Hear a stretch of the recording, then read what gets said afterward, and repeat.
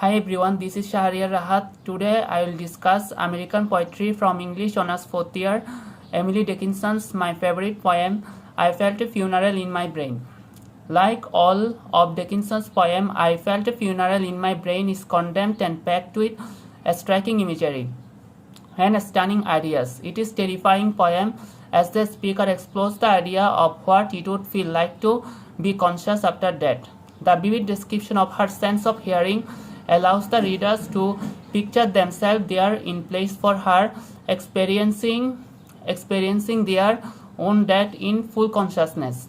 Some literary critics have suggested that this poem is not a description of the speaker's own physical death, but rather a description of the death of the some part of her that she was unable to retain.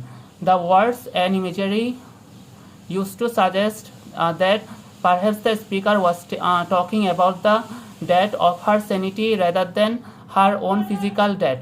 While both interpretation remain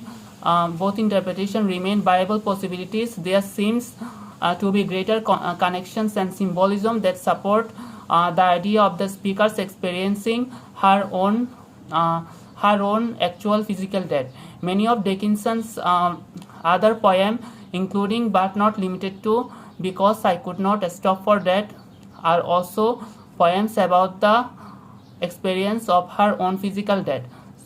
Both interpretations are presented here, beginning with the most likely interpretation that the speaker is in fact describing that it would be like to experience her own funeral in consciousness while her body was dead.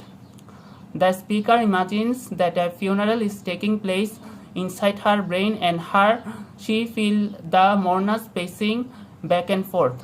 The mourners sit down, the funeral service begins. Unfortunately, the service seems more like a performance of a storm than a religious gathering. The drum-like beating of the service makes her think her mind is going numb.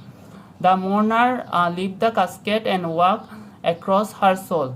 For some reason, they are wearing heavy lead boots, which isn't thoughtful of them.